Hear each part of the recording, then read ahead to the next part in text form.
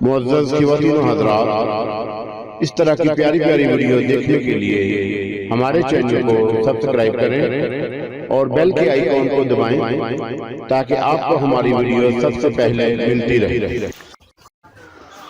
السلام علیکم دوستو، پیش خدمت ہے کالی آتما ایپیسوڈ نمبر 17۔ آپ دیکھ رہے ہیں کہ ساری رپورٹس اور الٹرا ساؤنڈ وغیرہ، وہ ایک خوبصورت اور نوجوان لڑکی ہے۔ اس کی جسم کی بناوٹ مکمل ہے، لیکن ہم اس کے وجود میں وہ تمام چیزیں نہیں پا رہے جو انسانوں کے جسموں میں ہوا کرتی ہیں۔ ڈاکٹر شازیہ، ہزاروں قسم کے عجیب و غریب واقعات ہوتے رہتے ہیں۔ اصل مسئلہ یہ ہے کہ یہ حاملہ نہیں ہے، یہ کوئی رسولی وغیرہ ہے، اور اس کے بدن میں جو الٹرا ساؤنڈ واضح نہیں ہو رہا، تو پھر کیا کیا جائے؟ نہیں، اسے کوئی تکلیف تو ہے نہیں، اور بظاہر ہم کوئی رسک بھی نہیں لے سکتے، اس لیے کہ اسے کچھ وقت اور دے دیا جائے۔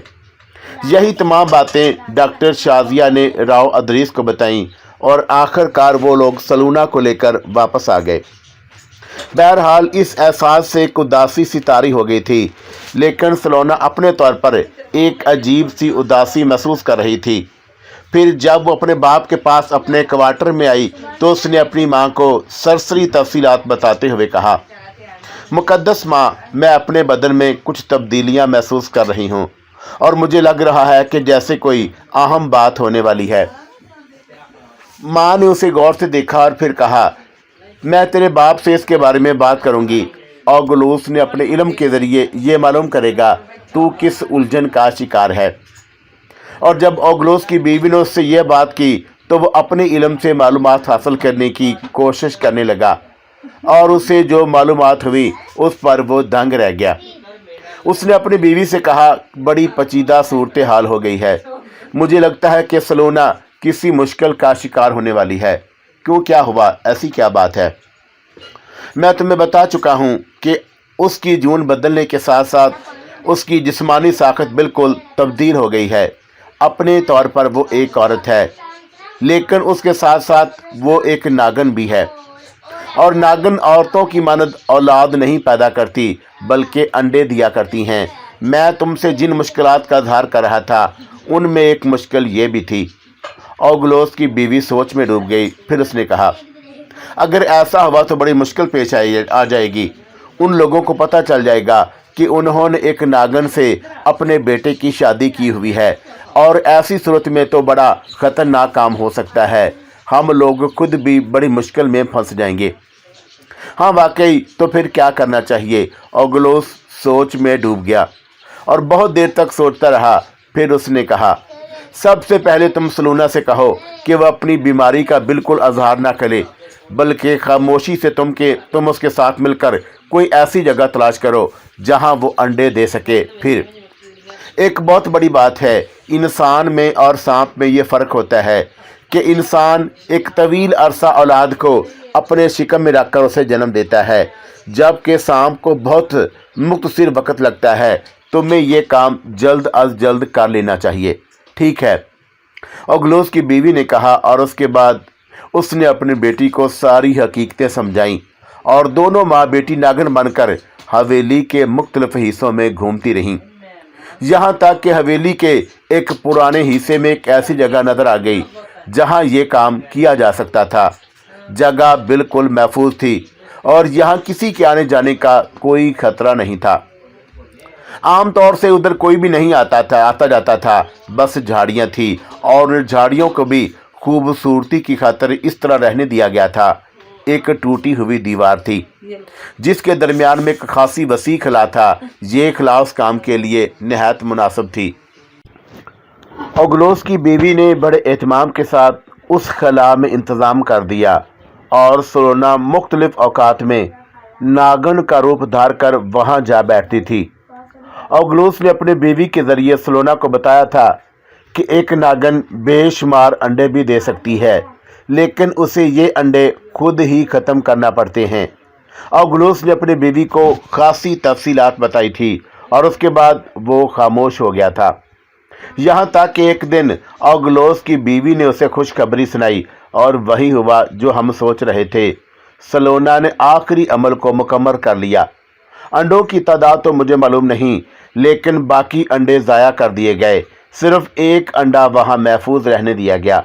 हाँ, हम अब एक अजीबोगरीब अमल का इंतज़ार कर रहे हैं, ऐसे अमल का जिसके बारे में मेरा इल्म भी मुझे कुछ नहीं बताता, लेकिन मैं बड़े तजस्सुस का शिकार हूँ।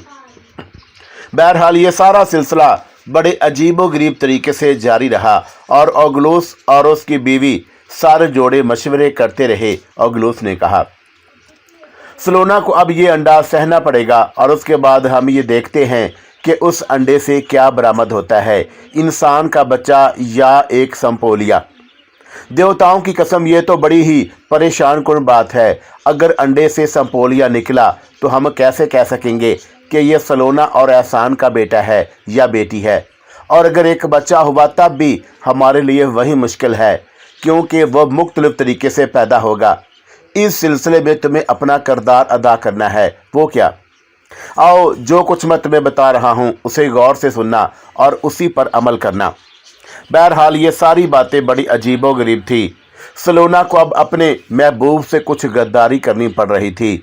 यानी इससे पहले तो उसने एहसान को कभी अपने जहर से मुतासर नहीं किया था, बल्कि उसे छुपाए हुए अपने अंदर समोए रहती थी। एहसान के चेहरे के सामने खुलकर सांस भी न लेती कि कहीं उसकी जहरीली सांसें एहसान को नुकसान न पहुंचा दें। लेकिन बाप के मशवरे पर उसने एहसान को एक लम्हे के लिए अपनी सांसों से मदहोश कर देने का काम शुरू कर दिया। अब रात को ये होता कि वो अपनी सांसों से एहसान को मदहोश कर देती और उसके बाद वहाँ से नागन का रूप धार कर उस खला में आ बैठती जहाँ उसका अंडा घास पर रखा हुआ था। ये अंडा गैर मामूली तौर पर बड़ा था और उसका जिस्म बढ़ता ही जा रहा था। ये एक अनोखा अमल था जिसके बारे में दुनिया की हर साइंस खामोशी इख्तियार करती है और कोई दावे से ये नहीं कह सकता कि आखिर ये सब कुछ क्या है। बहरहाल ये सारा सिलसिला उसी अंदाज में जारी रहा। अलबत्ता एक दिन ज़रा सी गड़बड़ हो गई और उसके नतीजे में एक और अनोखा काम उन्हें करना पड़ा। घर का एक मुलाजिम बाबू नशा करने का आदी था। चर्स भरे हुए सिगरेट छुप छुप कर पीता था और इतना फासला इख्तियार करके पीता था कि किसी को चर्स की बू ना आने पाए। उस दिन एहसान किसी काम से बाहर गया हुआ था।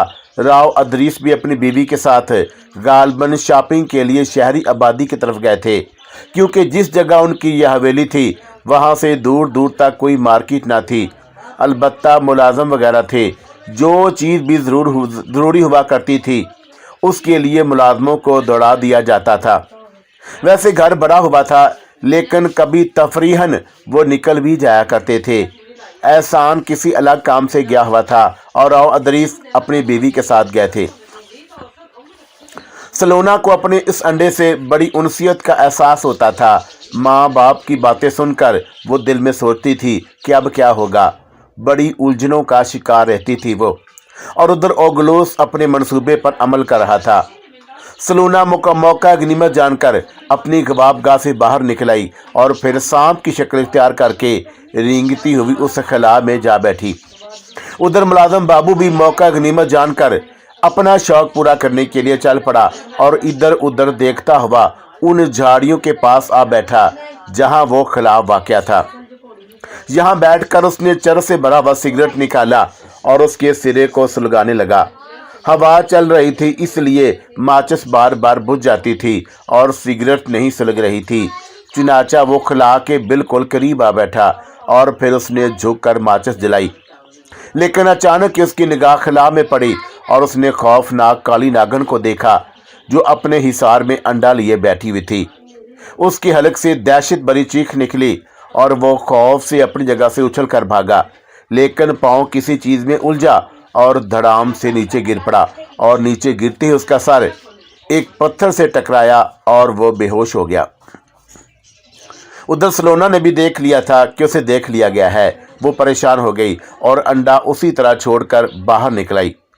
एक लम्हे के लिए उसका दिल चाहा कि बेहोश पड़े आदमी को डस ले ताकि वो ज़िंदगी से महरूम हो जाए और सलोना की कहानी बाहर ना जा सके।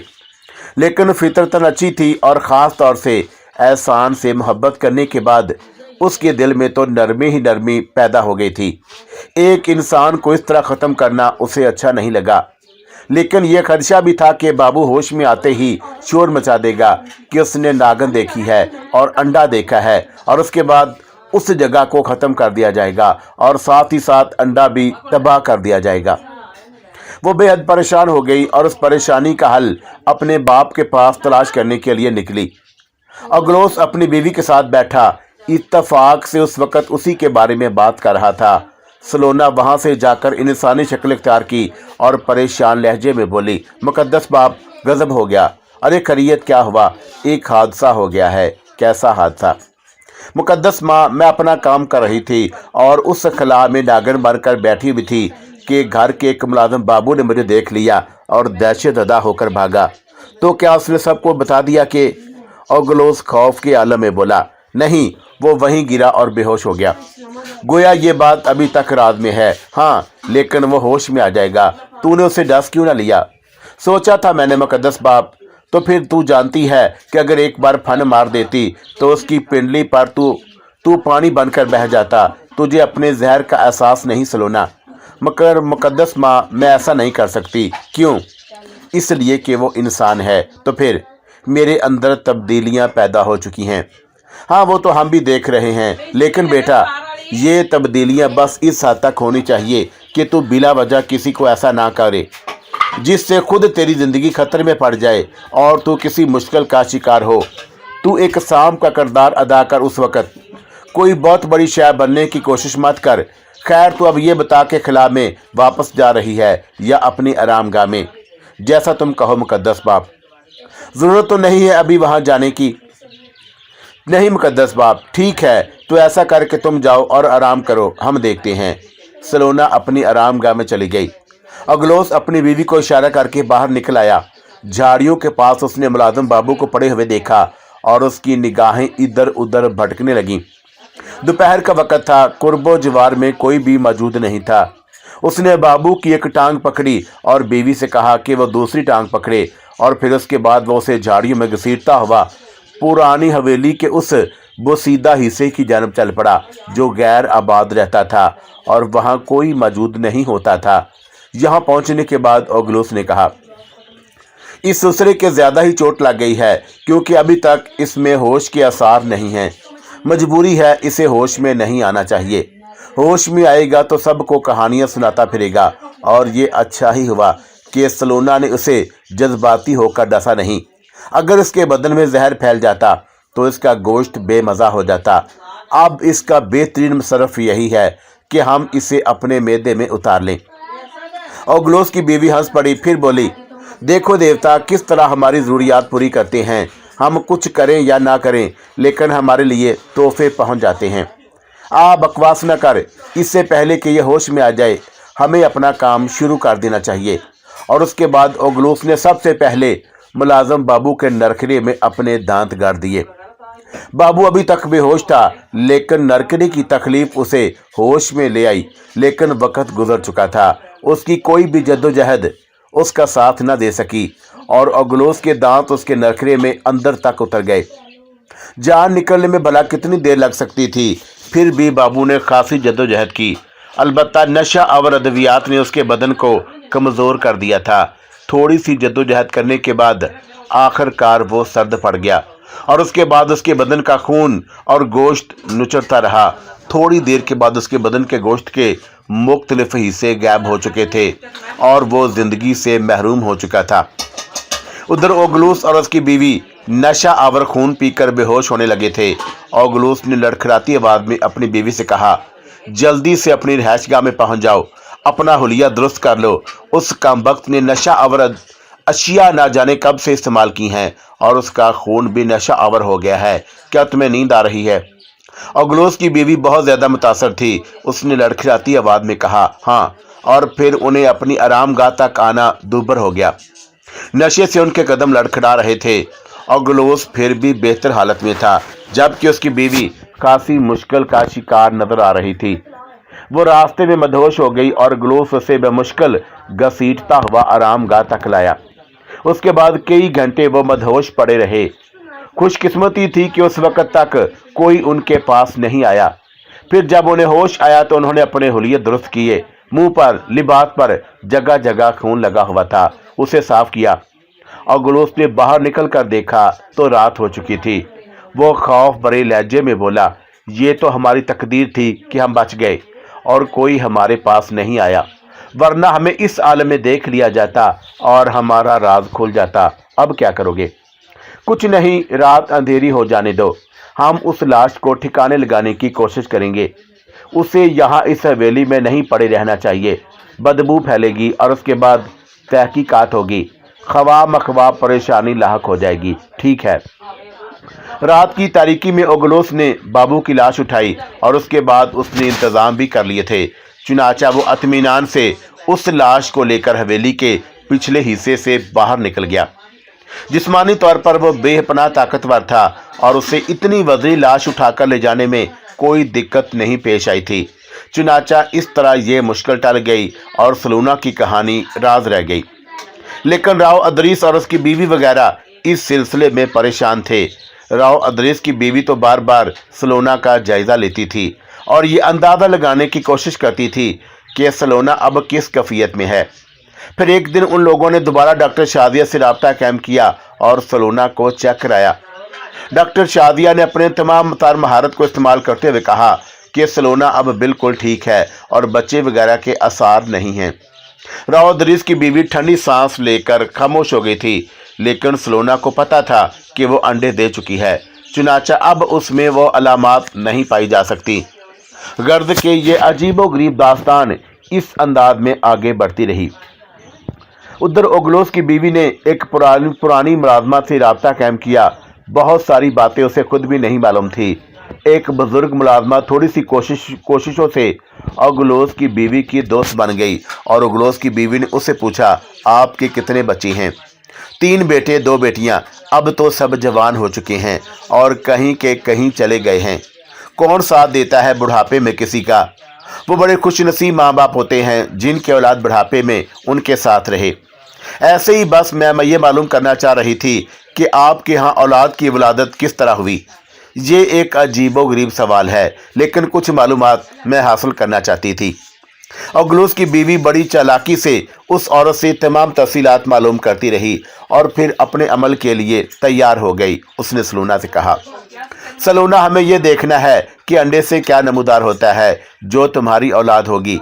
अगर वो इंसान का बच्चा हुआ तो फिर हमें एक अजीबोगरीब खेल खेलना पड़ेगा और ये तुम्हारी मदद के बगैर मुमकिन नहीं।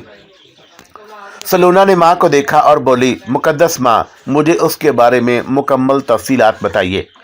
औगुलोस की बीवी उसे अपने मंसूबे की तफसील बताने लगी। सलोना मासूमियत से सारी बातें सुन रही थी और समझने वाले अंदाज में गर्दन हिलाती जा रही थी। दिलचस्प बात यह थी कि नाकाबिल अबूर और दुश्वार गुजार रास्तों से आने वाले ये पुरइसरार आदमखोर कबीले के अफराद जहानत में बेमिसाल थे, वरना एक अनजान और अजनबी दुनिया में अपने आप को इस तरह जम कर लेना आसान बात नहीं थी। बेहतरीन जहानत ये थी कि वो किसी को खुद पर शुबा नहीं होने देते थे, ना किसी को अपनी हकीकत बताते थे। सब ने अपने ठिकाने बना रखे थे और कोई किसी के सहारे पर नहीं था। एला ने एक वीरान खंडर में एक लंगड़ा सांप देखा जो जिंदगी और मौत की कश्मकश में गिरफ्तार था। एला के लिए उससे दिलचस्प किरदार कौन सा हो सकता था? वो उससे मिली तो उसने नकाहत भरी आवाज में कहा, मैं सांप नहीं इंसान हूँ। इंसान? एला चौंक पड़ी। हाँ तो फिर? बस इंसान सांप से ज्यादा दुश्मन है। वो कैसे? एला ने दिलचस्पी से पूछा। मैं आसानी से हासिल हो जाने वाली दौलत की तलाश में था। उसके लिए जादू, साधु और कबीलों का पता बताने वालों की तलाश में रहता। कोई मिला? हाँ। कौन था? ठट गया कंपूर। फिर क्या हुआ? उसने मुझे जाप बताए और मैंने ये जाप किए। उन जापों ने मुझे हाथियों जैसी ताकत बख्शी। आग, पानी और कोई ज़रब मुझे नुकसान नहीं पहुंचा सकती थी। मैं 1000 इंसानों से ज़्यादा ताकतवर हो गया था। मुझ में सांप बन जाने की कुव्वत पैदा हो गई थी। लेकिन क्या? मेरी ये कुव्वतें इंसानी खून के बगैर नामुकम्मल थीं। पूरे चांद की रात मुझे खून दरकार होता है, वरना मैं चिराग की तरह बुझ जाता हूँ। ओहो, मुझे बराह करम अपनी दास्तान सुनाओ। बस मुझे ये कुव्वतें मिल गईं और मैं दर बदर मारा मारा फिरने लगा। शहर, आबादियाँ, वीराने, खंडर, सनसान रास्ते मेरे कदमों के नीचे थे। फिर काफ़ी फासले पर एक काफिला जाता हुआ नजर आया। इंसानों की कतार, बैलगाड़ियाँ, 2-4 घोड़े, न जाने कौन लोग थे और कहाँ सफ़र कर रहे थे। हो सकता है कि ये बंजारे ही हों, लेकिन इंसान थे और फितरी तौर पर मैंने ये महसूस किया कि इंसान हमेशा इंसानों का ख्वाहिशमंद रहा है। तन्हाई की ज़िंदगी कितनी ही खुशहाल क्यों ना हो, गुजारने को जी नहीं चाहता। चुनाचा मैं उस काफिले की जानब चल पड़ा। काफ़ी दूर तक सफ़र करके उस तक पहुंचना पड़ा था। करीब से देखने पर मेरा अंदाज़ा तकरीबन दुरुस्त ही निकला। बंजारों का गिरोह था और यकीनन कहीं क़याम की तलाश में जा रहा था। मुझे देख लिया गया और क्योंकि मैं सामने से उनके करीब पहुंचा था, इसलिए घोड़ों पर सवार आदमियों ने हाथ उठाकर अपने काफिले को रुकने के लिए कहा और काफिला रुक गया। मैं आहिस्ता आहिस्ता उनके करीब पहुंच गया। घोड़ों पर जो लोग सवार थे उनमें से एक उधेड़ उम्र का आदमी था, दूसरा बूढ़ा था, 2 जवान थे। ये चारों सबसे आगे नजर आ रहे थे। बाकी घोड़े भी थे और जिन्होंने पीछे से देख लिया था, लेकिन वो दाएं बाएं और अकब में थे। वो सब गहरी निगाहों से मुझे देख रहे थे। मैं करीब पहुंचा तो बूढ़े आदमी ने घोड़े की पुश्त छोड़ दी और मेरे करीब पहुंचकर दोनों हाथ जोड़ दिए। कौन हो तुम महाराज? शरून है मेरा नाम। बस यूं ही इन जंगलों में फिर रहा था, तुम्हारा काफिला देखा तो यहाँ पहुंच गया। जंगलों में क्यों भटक रहे थे महाराज? बस आवारागर्दी करने का शौक है। बहुत दिन से किसी आबादी की तलाश में था, रास्ते नहीं मिल रहे थे। तुम्हें देखा तो तुम्हारे पास आ गया। किसी आबादी में जाना चाहते हो? हाँ, तो ठीक है, हमारे साथ शामिल हो जाओ। हम भी एक आबादी ही की तरफ जा रहे हैं। मैं तुम लोगों के साथ पैदल चल लूँगा। ये हमें भी मेहमानों का स्वागत करना आता है। और उसने अपने साथी की तरफ इशारा किया। चल मेहमान को घोड़ा दे दे, अभी और तो कोई खातर नहीं की जा सकती। हाँ, अनाज पानी की ज़रूरत हो तो रुक ही गए हैं महाराज, ले लो। नहीं, अगर घोड़ा देना चाहो तो दे दो ताकि तुम्हारे साथ चलने में आसानी हो। बूढ़ा शख्स उन लोगों का सरदार मालूम होता था। उसने इशारा किया। उस घोड़सवार को घोड़े से उतारकर उसका घोड़ा मेरे हवाले कर दिया गया। चुनाचा मैं उस घोड़े पर सवार हो गया और उनके साथ साथ चलने लगा। काफिले ने दोबारा सफर का आगाज कर दिया। रास्ते में इंसानों की वो तमाम रस्में अदा हुई जिसमें एक इंसान से वाकफियत हासिल की जाती है। मैंने उन्हें बताया कि मजाजन मैं साधु मिनश हूँ और यूं ही जंगलों और आबादियों में भटकता रहता हूँ। शरून मेरा नाम है। बूढ़ा आदमी माधुलाल, पुराना सरदार, और उसका बेटा शर्तलाल उन दिनों उस कबीले का सरदार था। कबीला काफ़ी आदमियों पर मुश्तमिल था, जिनमें 40 औरतें और बाकी मर्द और बच्चे थे। ये लोग पत्थरों, सांपों और जड़ी बूटियों की तिजारत करते थे। जंगलों में भटकते रहते, वहाँ से जड़ी बूटियाँ और दवाएं हासिल करते। सांपों का सर भी उनके पास होता था जो हज़ारों दवाओं में काम आता है। और उसके साथ साथ ही अगर कहीं से कीमती पत्थर भी हाथ आ जाते तो ये लोग उनकी खरीदो फरोख्त भी करते। नगीने जंगलों और पहाड़ों में मिल जाते हैं। कहीं कहीं ये उनकी तलाश के लिए क़याम भी कर लिया करते थे। उनका क़याम ज़्यादा दिलचस्प था। मुझे भी उससे बड़ी दिलचस्पी महसूस हुई। वैसे भी मुझे और कौन सी मसरूफियात थी। अगर कुछ वक्त उनके साथ ही गुजर जाए तो उसमें कोई हर्ज नहीं। बहरहाल हमारा ये सफ़र जारी रहा। क़याम की पहली रात आई तो बंजारों ने अपनी अपनी गाड़ियां रोक दी। घोड़े खोल दिए गए, जगह जगह आग जला ली गई। खाना तैयार होने लगा और मैंने भी तैयार किया हुआ खाना खाया। उसके बाद नौजवान रक्स व मौसीकी के शुगल में मसरूफ़ हो गए और माधुलाल वगैरह मुझसे बातें करते रहे। मैंने भी किसी और तरफ तवज्जो नहीं दी थी। फिर आधी रात के करीब सब आराम से सो गए। मैं भी एक जगह दराज हो गया था। दूसरी सुबह कबीले वाले जाग गए, तैयारियां करने लगे और फिर हल्के फुल्के नाश्ते के बाद सफ़र का आगाज़ हो गया। मैं उन लोगों में खूब घुल मिल गया था और उनके साथ गुजरने वाला दिन बहुत ही खूबसूरत था। ख़ास तौर से उस वक़्त वो कुछ और हसीन हो गया था जब शाम को काफ़िला एक सरसब्दो शादाब पहाड़ी के दामन में ठहरा। यहाँ एक कुदरती झील बनी हुई थी। खुश्क और बेआबो 11 इलाकाओं के से गुजरकर ये सरसब्दो शादाब खिता बहुत हसीन महसूस हुआ। ताहद्दे निगाह झाड़ियां उगी हुई थी। फूल, फल और कुदरती बेलें निगाहों को तरावत बख्श रही थी। माधोलाल यहाँ पहुंचकर बहुत खुश हुआ। उसने कहा, ले शरून, एक ऐसी जगह आ गई जहां हमें ज्यादा दिन रुकना पड़ेगा। यही चीजें तो खजाना होती हैं हमारे लिए। ये हैं, हमें ऐसी जड़ी बूटियां हासिल हो जाएंगी जिनका आबादियों के आसपास नामो निशान भी नहीं। अगर हम यहाँ कुछ दिन रुक जाएं शरून, तो तुझे कोई देर तो नहीं होगी। नहीं महाराज, सब कुछ बता चुका हूँ आपको अपने बारे में। मेरा कहीं ऐसा ठिकाना नहीं है जहाँ मुझे फौरन पहुँचने की जल्दी हो। आप इत्मीनान से अपना काम कीजिए। मैं भी चाहता हूँ कि आपकी मदद करूँ। ना भाई ना, तू तो मेहमान है हमारा। थोड़े दिन रहेगा और फिर अपना रास्ता लेगा। इन थोड़े से दिनों के लिए तुझसे काम करा के हम अपने कबीले की रीतो रिवाज खराब नहीं करेंगे। बहरहाल बस्ती के किनारे नन्ही सी बस्ती कायम हो गई। मैंने बंजारन औरतें भी देखी थी। मेहनत और मशक्क़त ने उनके बदनों को इतना हसीन तराश दिया था कि कोई माहर तरीन संग तराश भी उस आला तराश नमूना नहीं पेश कर सकता। मशक्क़त और धूप ने बेशक उनके रंग सांवले कर दिए थे, लेकिन जो बांकपन उन रंगों में था वो मखलूक में रहने वाली रानियों में नहीं था। उन्हीं में मुझे नहरा नजर आई। बंजारन ही थी और चेहरे पर शोखियाँ खिलती थी। होंठों की तराश, नाक की बनावट, उसके चेहरे में बड़ा भोलपन था। मासूम और सीधी सादी नोखेज लड़की थी, लेकिन जब मेरा और उसका सामना हुआ तो वो इस तरह हैरान होकर ठठक गई जैसे कोई अनोखी मखलूक देख ली हो। और फिर उसने एक ऐसा जुमला कहा कि मुझे हंसी आ गई। पहले तो मुझे देखती रही, फिर आहिस्ता से बोली, बेर खाओगे? एक नाकाबिले फहम सी बात थी जिसकी तवक्का किसी अजनबी से नहीं की जा सकती थी। मैं सर खुजाने लगा तो उसने अपनी ओढ़नी से थोड़े से बेर निकाले। सुर्ख जरबेरी के बेर अपनी मुट्ठी में मेरे सामने करते हुए बोली, बड़े मीठे हैं, मज़ा आ जाएगा। उस समय तुम्हें पिसी हुई मिर्चें नहीं दे सकती, अगर अच्छी लगी तो बाद में और दूंगी। मैंने बहुत से तोड़ लिए थे एक जगह से। मिर्चों के साथ बड़े मज़े के लगते हैं। एक मासूम पेशकश थी और एक ऐसी दिलकश लड़की के हाथ से ठुकराई नहीं जा सकती थी। मैंने उसका ये तोहफा कबूल कर लिया और आहिस्ता से बोला, क्या नाम है तेरा? नहरा, उसने जवाब दिया। मेरा नाम शरून है। वो खिलखिलाकर हंसी और वापस मुड़ गई। मैं अकब से उसे जाते हुए देख रहा था। तब मेरे तजर्बात में एक और इजाफा हुआ। इंसान अपने आप से कितना ही बेनियाज क्यों ना हो, कुछ भी सोच ले अपने बारे में, लेकिन अगर वो इंसान है तो ज़िंदगी की ज़रूरियात से अलग नहीं हो सकता।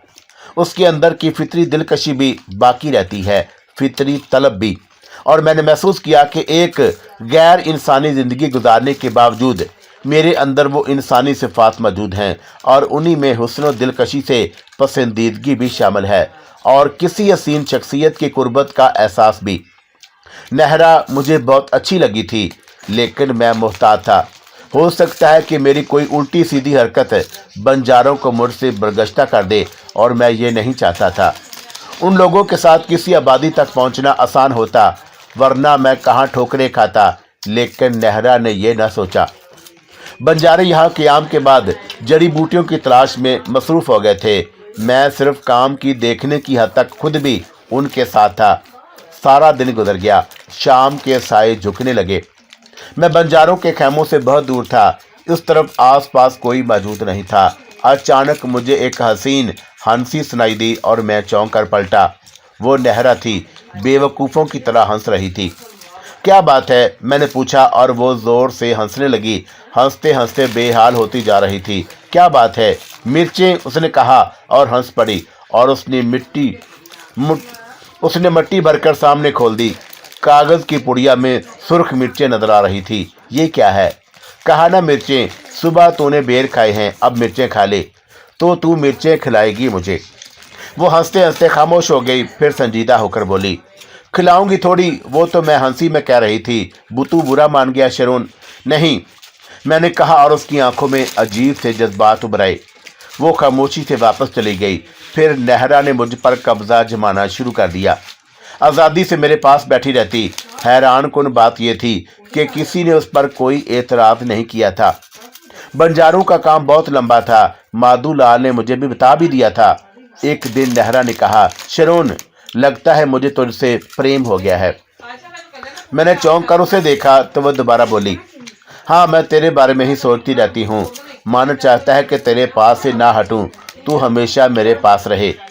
مادھو مہاراج کو پتہ چل گیا تو میری طبیعت آمادہ تھی، تو کہہ دینا مجھ سے بیاہ کرے گا تو پھر ہمارے ہاں من پسند لڑکے سے بیاہ کیا جا سکتا ہے، اس کے لیے کوئی منع نہیں کرتا۔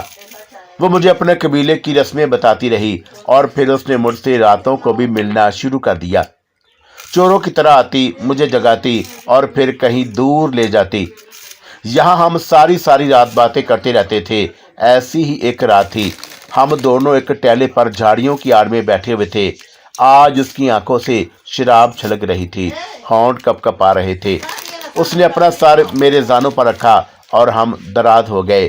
پھر اس نے لرزتی ہوئی آواز میں پکارا، مجھے پکارا۔ میں نے آہستہ سے کہا، تو پاگل ہے کیا؟ کیوں؟